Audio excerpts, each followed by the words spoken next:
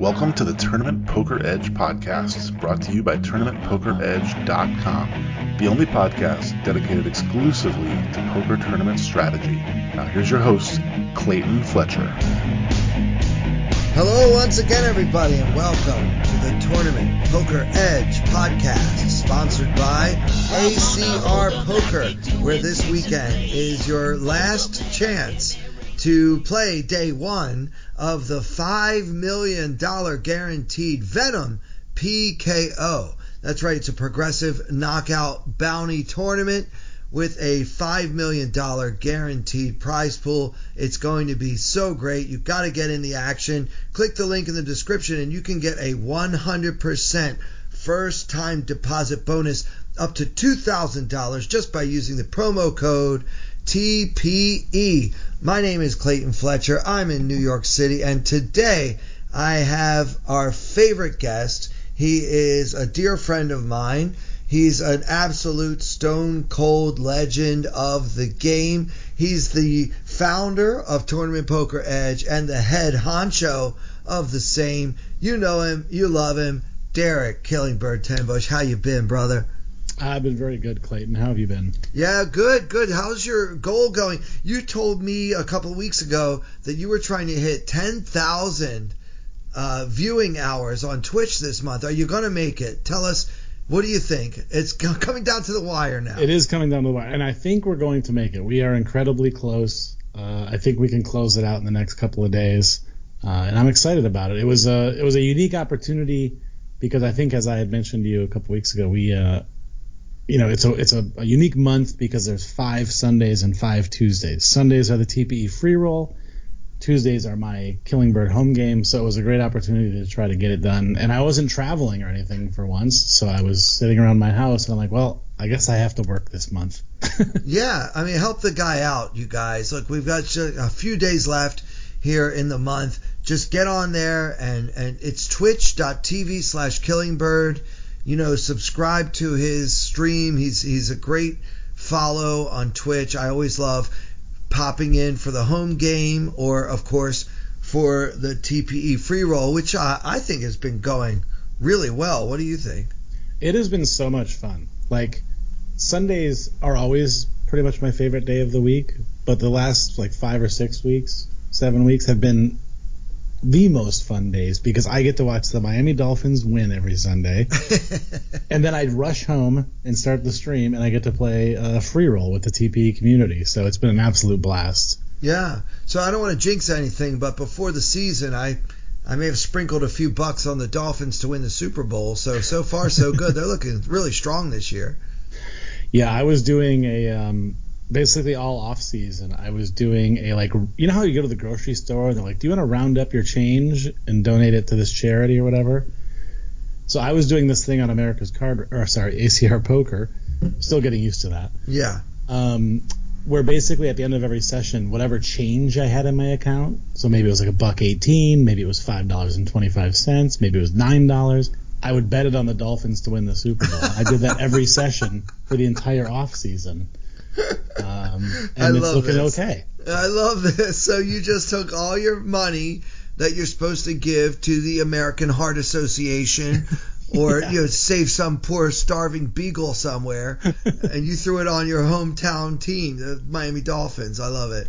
Yeah, so I've had to say no to all the charity requests lately, but hopefully I'll be able to give a lot more when they win the Super Bowl. That's right. Yeah, I'll catch you on the back end if you guys are still alive by then. Yeah. Yeah.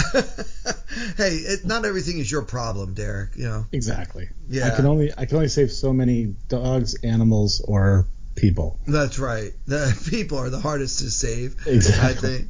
Yeah, but I think we got a good thing going with this. Every Sunday we do the TPE free roll. You just got to be on the stream. Again, it's twitch.tv/killingbird. We give away $1,000 courtesy of ACR Poker.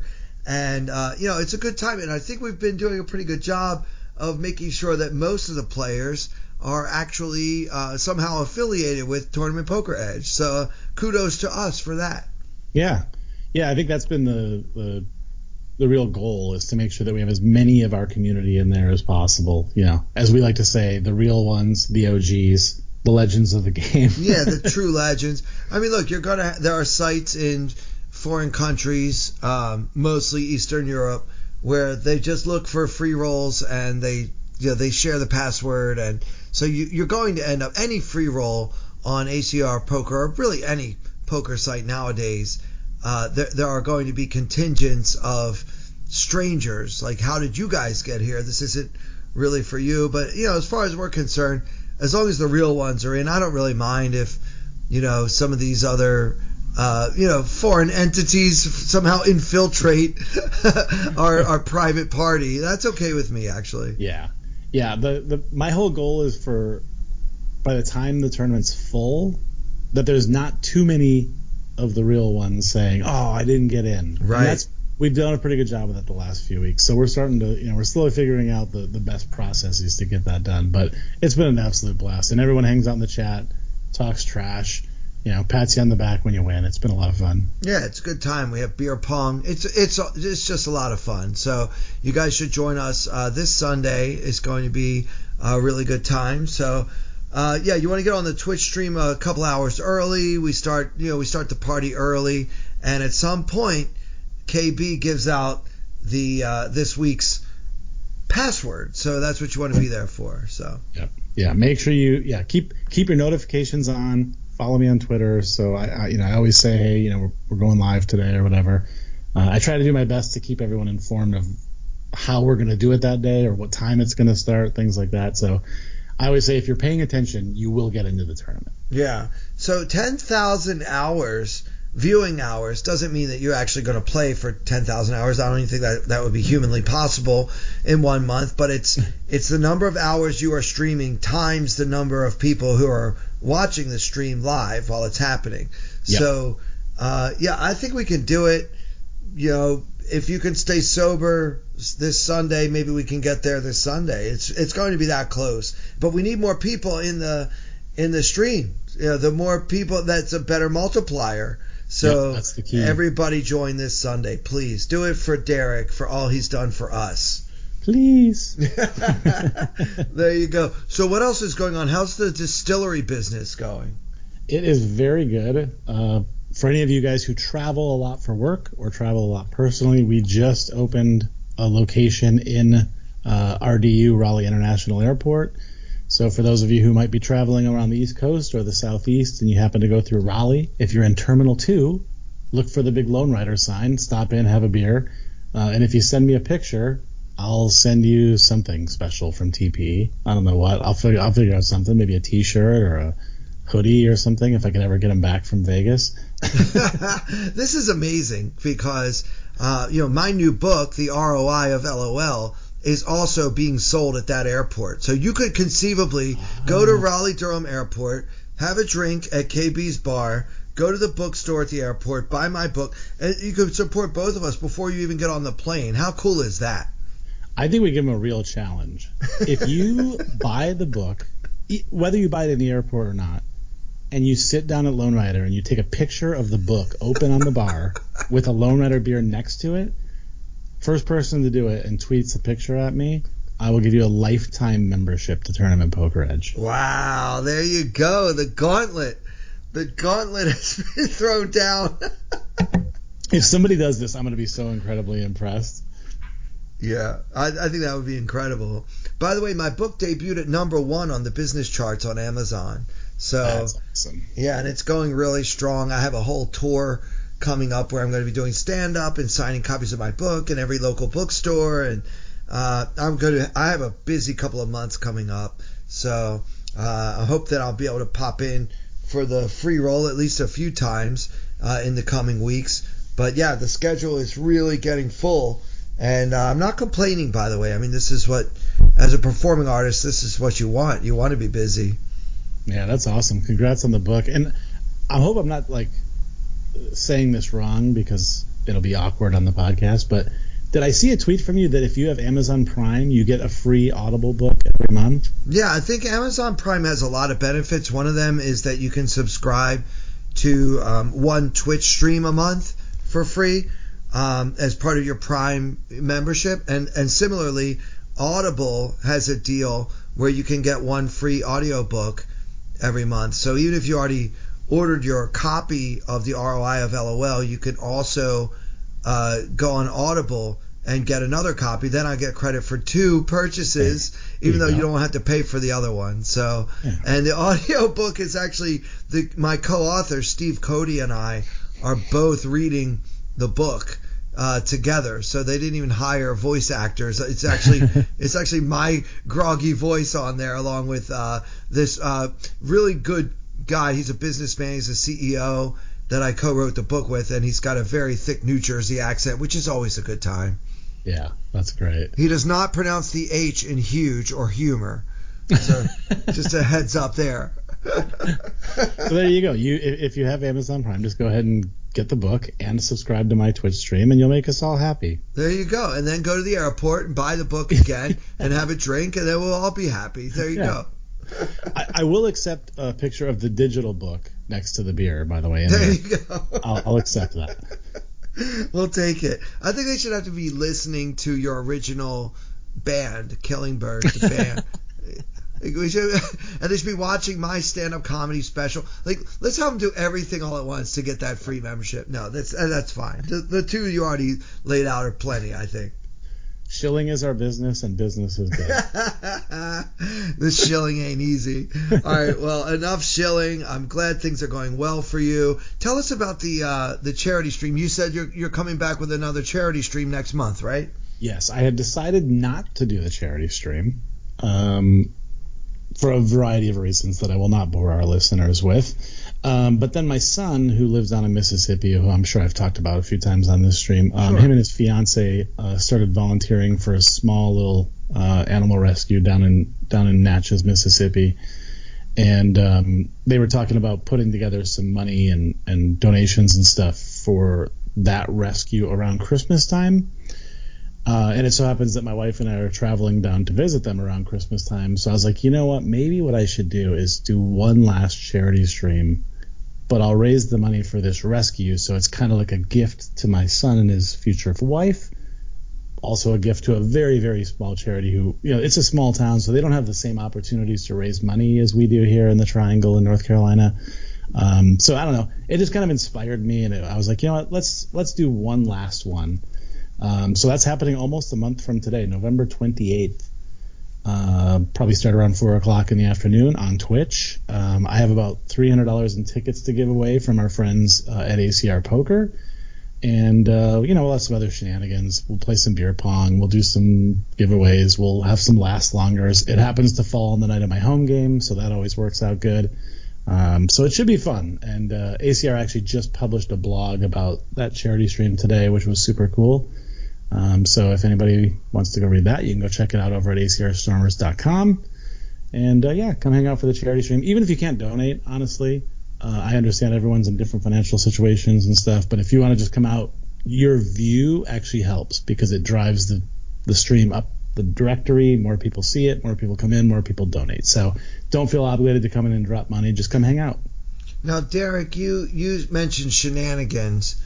And with the Beagle Rescue Twitch streams, charity streams in the past, there were actual shenanigans. Now, that's a word that we throw around sometimes, but I mean, I feel like there were times when you may have worn like a mankini, and I mean, there's a lot of things that have happened. Like, I don't know if I'm supposed to talk about these things or if it's like if you know kind of situation. No, it's something I don't mind talking about at all. Yeah, we've worn mankinis, we've worn dresses, we've waxed our chest. Yeah, for the dogs. Makeup on. All for the dogs. Yeah, we've pretty much done it all, which is one of the reasons why I kind of thought about retiring the stream, because it honestly got to the charity stream, because it got to the point where I was like, I don't know what else to do. Like, I've kind of like done everything, because every year I would try to top the prior one, and eventually I was just like, I'm out of ideas. I just have nothing else to give. Yeah. So yeah, fair warning, this year will be a little more chill. I have no intentions of getting naked or getting banned from Twitch again or anything crazy like that. But we will still, of course, have a lot of fun. We'll have a lot of giveaways.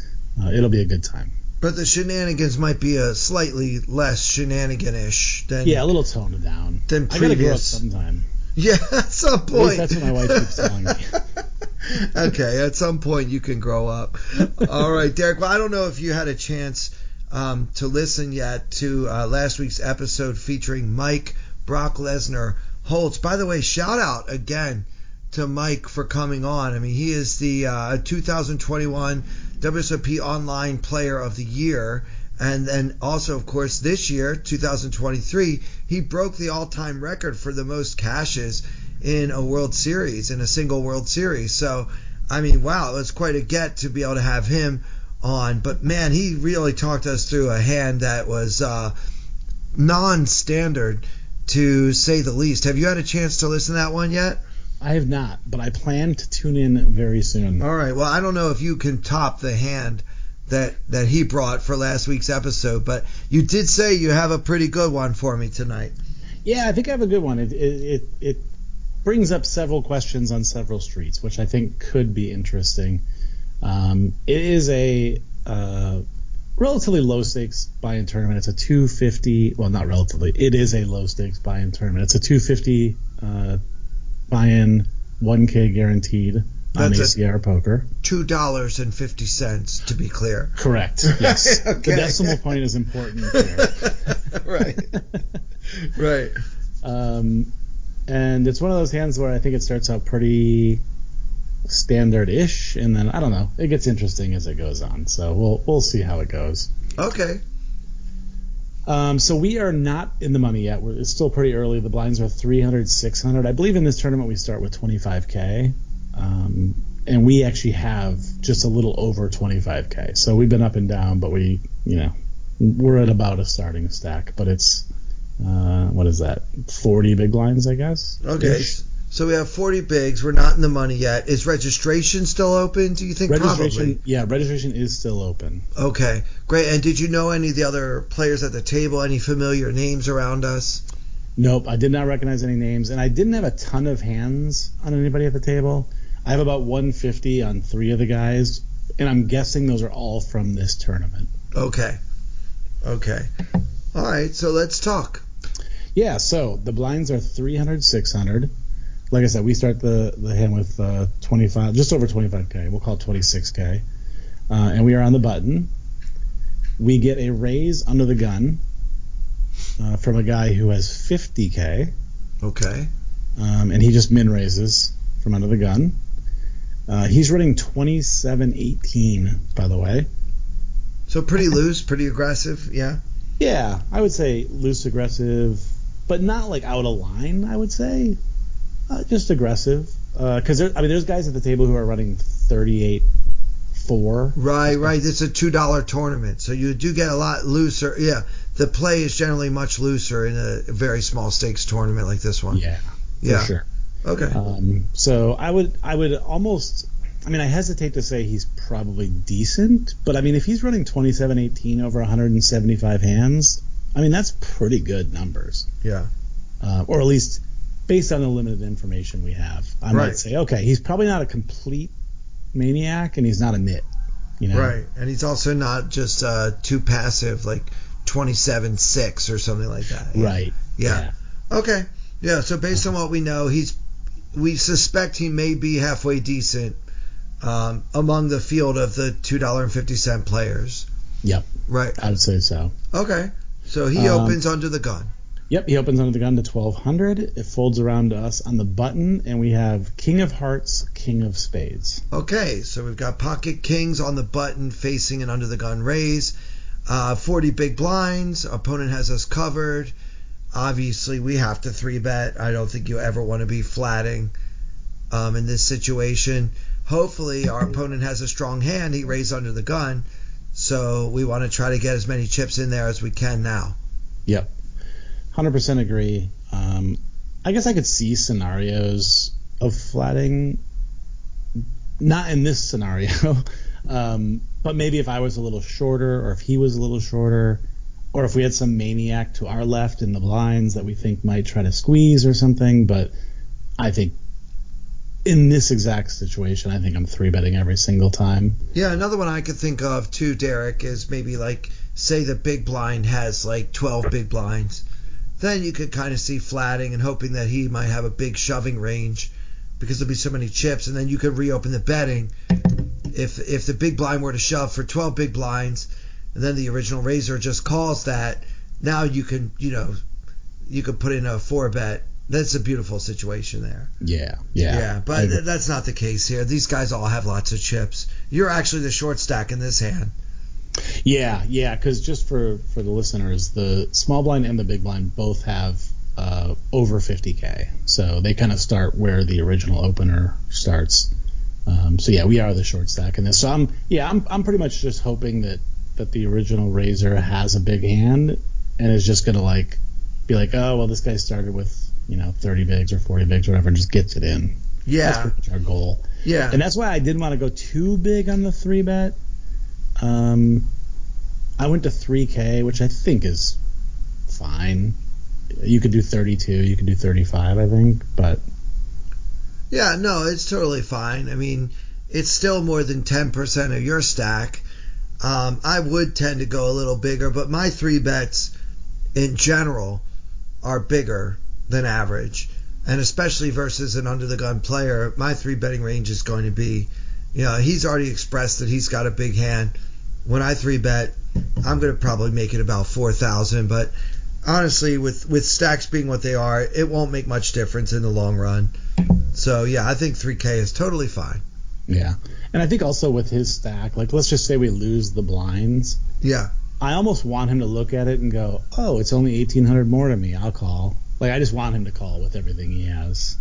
Yeah, you're right. If you do make it 4,000 or 4,500 or something, which is probably my standard sizing, you do lose your opponent once in a while. But again, in a $2.50 tournament, that doesn't happen very much. Yeah. What they're raising under the gun with, they're not folding for a 3-bet, regardless of size. Yeah, that's probably true. That might be the argument for going just a tad bigger, just for the sake of getting more chips in. So yeah.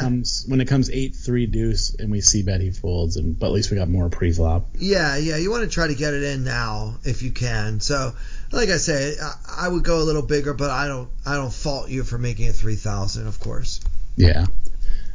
So the blinds fold, and our villain calls. Great. So we are now heads up. We like it. There's 74-25 in the middle, and the flop comes ace 3-5 2 spades. So Not exactly the flop we were looking for. We do have the king of spades as a reminder, so that gives us a little equity. Yeah. But I kind of don't hate this flop because his bigger aces are what he should be opening, I think, from under the gun. I don't know if he's opening ace 3, ace 5, ace 4, those kind of things. So I think I'm going to put him on things like small pairs a lot, or suited face cards, things like that. And I kind of feel like we could find... I always think of Andrew Brokus when I say we can find out where he is with a bet. Because he always says that finding out where you are is not a reason to bet. Yeah. But if he checks to us, I think we can bet 2,500 or something. And if he has sevens or something, he's probably going to fold, and we can move on. And if he has an ace, he'll probably let us know. Yeah, for sure. It's important to note, by the way, that we've got an SPR on this flop of right around 3. So we don't really want to get too committed to the pot, especially with the ace high flop. So I think if he does check to us and we do opt to bet, I think we should bet really small. I agree. And it's kind of a spot where this is where all of a sudden I'm happy that my 3-bet wasn't as big, because if I had made it, 4K, all of a sudden there's, almost 10K in the middle, and I only have 2,100 behind it, so a 2-to-1. Yeah. So it gets a little more awkward when we try to see bet that flop in this board. Yeah. Now be honest, Derek, when this flop came out, did you yell something at your computer screen about your kings being ace magnets, yes or no? I am proud to say I have not used the phrase ace magnets in a long, long time. I'm glad to hear that. All right, so he does check? He does check. And we bet 22-28, which I think is probably exactly third pot because I have a third pot button set up on my ACR platform. Good. I like it. I like it. Maybe even a little smaller is okay, but this is obviously fine. Yeah. If I weren't as lazy as I am, I think I would have gone, I don't know, I might have still gone something around this size. But yeah, I think this is fine. A little smaller is probably fine. I don't see any reason to go bigger, but smaller could be okay. Yeah. By the way, I don't think it is a third. I mean, if my math is correct, 1/3 of 7,400 would be a little bigger than this. So this looks like more like maybe it's 30%. Do you have a 30% button? Oh, maybe I do. Yeah, I don't know. That's not a third though. Or maybe it's like a third and then you dropped it down a little from there. Anyway, I like your sizing regardless. It's a third in North Carolina. Where the school system is always ranked near the top of the charts. Yeah. We work a little different math. And so, yes, we do bet 22-28. We get a call, our villain. So now there is 11.8K in the middle. What do you make of that call, by the way? Do you think that he necessarily has an ace? You said a moment ago, Derek, that if he had a hand like pocket sevens, you felt like he would fold to a small C-bet on the flop. So if he called, what does that tell us? I'm definitely, the second that he hits the call button, I'm pretty worried about an ace. But the fact that the board is pretty coordinated, ace 3-5 2 spades, makes me think he can also have many spade combos, although we do have the king of spades. That's a pretty important blocker because now we know where the ace and the king are. Yeah, so what is he raising under the gun with and then calling a 3-bet with? That's a spade that's not an ace or a king at all. So, yeah, I don't know. I wouldn't put too many flush draws in his range. I mean, I don't know. I don't play this type of tournament very much, so I don't really know what ranges look like. But I think we could definitely see like some jack 10 of spades, queen jack of spades. But that's pretty, like you said, that's a pretty narrow range, so there's not a lot of those in the mix. Right. So if it's not that, what is it? Yeah, I think ace X is a decent amount, and also some, as much as I think people should be folding something like sixes here, some people just aren't going to, especially on a small C bet. They're going to be like, oh, what's this weak bet? I'll see one more. Yeah, and particularly with a hand like sixes, there are several cards that could hit the turn that would improve my equity, like a 4 or a 7 that would give me straight draws and stuff. So with sixes specifically, it might be more of a temptation to call than with a hand like pocket eights, where it's like way ahead, way behind situation. Right. Yeah. Yeah. And the reason I said that the second that he hit the button I was worried about as an ace is because the turn is the ace of clubs, which most people would be like, oh, great, now I'm really behind. But the reality is I kind of like that card. Yeah, of course. For the obvious reasons. It makes it less likely he has one of those. So there's 11.9K in the middle. And he checks to us again on this turn. So now, just as a reminder, the board reads ace, ace, 3-5, 2 spades. I like this card. I also, and I remember this hand quite specifically, and I remember thinking, okay, well, now I can bet again because I'm in position. And either he's probably now going to be like, okay, fine, I fold my sixes or sevens or whatever, or we're going to get another call, and then we just hope that he checks to us on the river and we can reevaluate. So I kind of like just putting a bet out here now as opposed to checking back and facing a big bet on the river from him. Yeah, I mean, honestly, once that ace pairs on 4th Street, the kings are good most of the time. That ace just really removes so many combos that he might have that had us beat on the flop. Now, he doesn't have those hands because there's one of the aces we were worried about him having. It's just really unlikely that we're beat once you see another ace. It is a good card for us. It's also a good card for our opponent, who is thinking the same thing about you. Well, what is Derek betting? He probably doesn't have 3 aces now.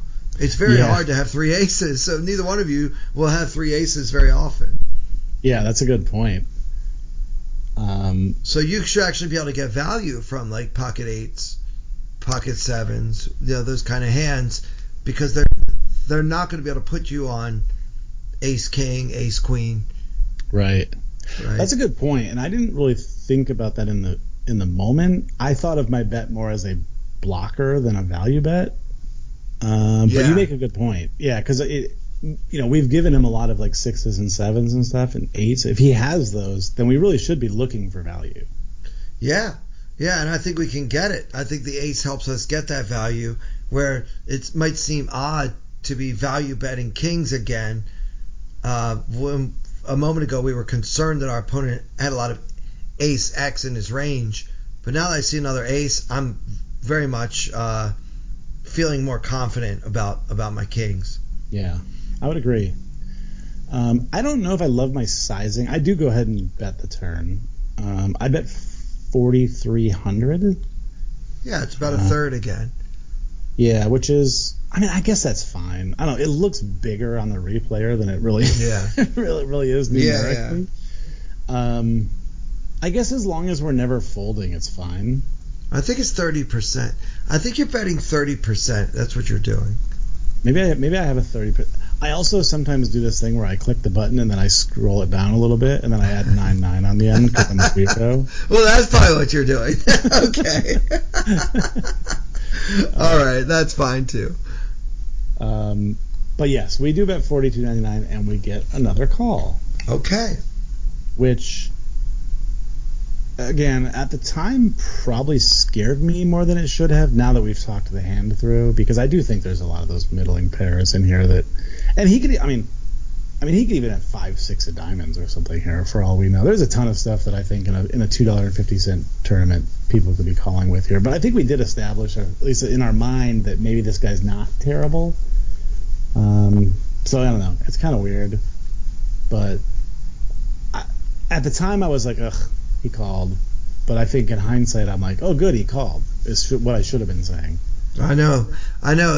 Sometimes when I reevaluate my hands away from the table, when I'm not actually playing the tournament, I do think about them differently, and I think this is a good example of that. Like at the time, you weren't happy to get a call, but now that we talk through it, it's like, yeah, that call is not bad at all, because there are so many hands like pocket 8s, pocket 7s that love that ace just as much as we did. Mm-hmm. Yep. So they still don't know you have kings, and they probably think their hand is good a lot. Yeah, because if you put yourself in this opponent's exact shoes, I know when I see this board roll out, I'm like, oh, cool, okay, he probably doesn't have an ace. And we're still a little bit worried about kings, queens, jacks, or whatever, because, I did 3-bet pre. But I think he likes the card, maybe not as much as we do, because we have the exact next pair, but he probably does like it. So yeah, I think in hindsight, it's a pretty cool spot for us. Yeah, so good job betting. And I like the sizing. You're betting 4,300 into 12K. I have no problem with that. Yeah. Cool. So now there is 20.5K in the middle. And we have how much in our stack? 16.3K. Okay. All right. Which would be a nice, sexy amount to have if we got a king on the river, but that's probably not going to happen. Okay. We can dream, can't we? Yeah. And I remember when playing this hand, I was like, okay, when this river comes out and he checks to us, what are we going to do? And I definitely remember leaning towards just checking back, because I was like, well, if he was on a flush draw, we're not getting called when we jam. And if we're getting called, obviously, if he has an ace. So I'm like, what are we really getting called by? But now, as we mentioned, in hindsight, I think there are a bunch of things we could get called by. But I'm getting ahead of myself. The river is the 8 of clubs. Oh, so I don't love that card, because one of the hands I keep talking about is pocket 8s. Yeah. So now if he doesn't have an ace and he doesn't have pocket 8s, what the heck does he have that we can get value from? Like if he checks to us now, I might not want to bet just because I feel like we're going to be beat a lot. I'm having trouble articulating it, but I really don't like that 8 at all. Yeah, I kind of don't either. It sort of cuts the deck in half. Yeah. Where if he has like 6s, 7s, he's probably not calling now. If he has 8s, he now has us beat. I guess we're just kind of hoping that he has like 9s, 10s, jacks, queens. But I kind of feel like some of those hands would have got him pre, so we can eliminate like queens and probably even jacks. So we've kind of narrowed down like 2 hands that we can get called by. Yeah, that's not good. Yeah, that would be what we call thin value. So I think if he checks here, I'm just going to check and turn my hand over, and hopefully the kings are good. Yeah, that's where I was leading at the time. So I'm waiting for him to check, and he does not check. Okay. He shoves. Right. Okay. So now that's all in for us to call. Yep. Yeah, I don't know. I mean, nothing really makes sense. I would like to say he's got a busted draw, but we have the king of spades. I think I would fold. I don't know. Maybe I'm getting outplayed a lot, but it just feels like, especially in a $2 tournament, I don't think there are that many players that would be bluffing often enough to make calling here profitable. Mm-hmm. I feel like this is a spot where I would just, you know what, if this is the 1 in a million where he's bluffing somehow. He's not worried about me having 3 of a kind. He's not worried about anything. You know, I guess he wins the pot. Yeah. Yeah, at the time, I remember thinking to myself, okay, so he had ace X, and he was just making sure the flush draw didn't get there. Right. They do that. Yeah, they do that sometimes. Make sure a safe like, okay, card. Now I'm safe. Yeah. I'll shove now. But I did a very funny thing because I was streaming during this hand, and I was saying, I'm going to mark this hand for review for a future podcast. Ooh, all right. And I said to my viewers, I said, well, there's nothing worse than when I do a hand like this and we review it, and then I fold and we never get to know what the villain had. So you called for the podcast? I called for the podcast. I said, you know what? It's a $2.50 tournament. I can afford that. I love this. I said, we're going to call and then we'll know how we were beat. So we did hit the call button, and our villain turned over pocket 4s. So he had nothing. He just missed. He did kind of miss a draw because he flopped a gut shot with his pair, and then nothing turned out for him, so he just decided to push, and it would have worked against me because I wouldn't have been, making the call for the podcast. It's like you're doing it for science or something. I took one for the team. What can I say? Yeah, well, it worked in your favor because you got the full double up. Yeah, but I do think more often than not that's probably a fold. Like I don't want to be results oriented and be like, oh, I'm such a genius. I want to make it very clear to our listeners that is not my point here. I think it's probably a fold more often than it's not. I think I joined this podcast, in the fall of 2018 is when I took over as host. So it's been almost exactly 5 years, and there's never been a hand where someone said I called so that we would have the answer for the podcast what the opponent had. I'm learning. You're making history here, Derek. This is Apparently incredible. I need to do it more often because when I do it, I have the best hand. Yeah, for sure. I said a moment ago that it's hard for him to have a busted draw, but in a sense, he does have a busted draw. Sure, he has a pair of 4s, but he's bluffing with it. He doesn't want you to call, right? Right. Yeah, I can imagine. It's kind of funny because I almost wonder if that's a good play at higher stakes. Like it sort of feels like it is to me from his standpoint. Yeah, I think so. I mean, it certainly would have worked against me. The problem is the line you're taking is the line we're going to take when we have a monster like 4 of a kind or a full house or ace king or we're going to have so many big hands in our range. You happen to be going for relatively thin value with pocket kings, but you're certainly not folding when you have an ace or a very strong hand, which you often will when you bet the turn. Yeah. So in that sense, I don't think it is a good play from him, but only if he knows that you're capable of betting the turn without at least 3 aces. Yeah, it's a really good point, and it actually reminds me of a conversation that went down a couple of weeks ago in the TPE Discord about utilizing your HUD not just to know your opponents, but to know what they think of you. I was running 1911 in this tournament, so I was playing pretty tight and nitty. I guess you could make an argument about which way that should make you lean in this hand, meaning, well, KB's never betting 2 streets here without an ace, or it could mean, I can get him to fold kings or queens or something because he's so tight. I don't know. But I thought it was an interesting spot just because it's one of those uncomfortable positions that I think a lot of us get in. It is the classic situation, like you said. It's the ace magnets. Like, we all have played hundreds of, maybe thousands of hands where we had kings and an ace came out on the flop. So I thought it was just kind of a cool, look into that situation a little bit. Yeah, and it does kind of harken back to that spirited convo we had in the TPE Discord, which I think was started by Joseph B. Walton, who's a big contributor, by the way, to the TPE Discord. If you guys aren't on that yet, you can just click the link in the description of this podcast and you can join for free. We have conversations about the free roll and about strategy, and you can post your sweats, you can post your bad beats, whatever else you might want to talk about. It all goes down in the Discord.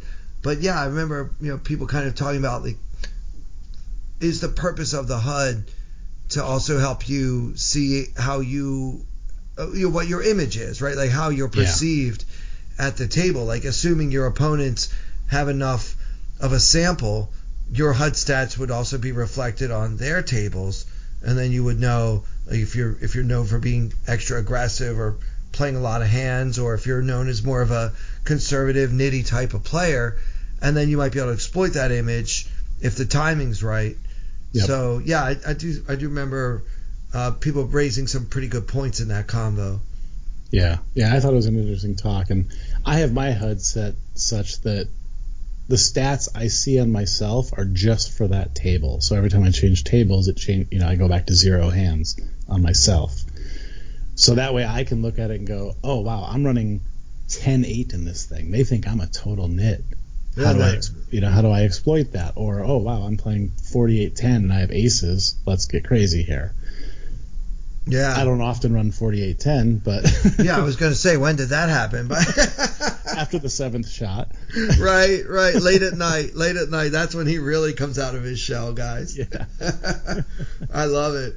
Well, yeah, this is a good one, man, and I'm thank you for calling in the name of science. Yeah. Just so we could have the answer key for the podcast. I still think it's a fold, but I'm glad you called so we can see that sometimes it might just be pocket 4s. And there you go. Kings are good. And did you go on to win this thing? I assume you made the final table and everything? Sadly, we did not. In fact, we did not even make the money. I remember it all too well. Yeah. Tournament poker is so stupid. I hate it. It is. All right, so we're doing the free roll this Sunday, guys, 6 p.m., twitch.tv/killingbird. Derek, what else do you want people to know? What's the date again for that charity event? It is November 28th. We'll fire it up about 4 p.m. Eastern time. And again, just as a reminder, do not feel obligated to donate or anything like that. Just come on out, support, hang out. We'll have a good time. And you can make some friends in the community. And, as Clayton said, make sure you guys join the Discord. Some good chat over there. So it'd be cool if you come and hung with us. #mankini. That's right. Yeah, if you do donate a lot, I might get the mankini out. Okay. I know exactly where it is. So we're leaving that door open. I love it. Yeah. Oh, Derek, I know you're a busy man. I always appreciate you coming on the podcast that you started so many years ago. I appreciate you, brother. Thanks for having me. All right, well, for our Grand Poobah, Derek, Killingbird, Tenbusch, and for everyone here at Tournament Poker Edge, with special thanks, as always, to our generous sponsor, ACR Poker. I'm Clayton Fletcher. Thank you so much for listening. I wanna hold them like they do in Texas plays. Fold them, let love, hit me, raise it, baby, stay with me. Luck and intuition, play the cards with babes to start. And after she's been hooked, I'll play the one that's on her heart.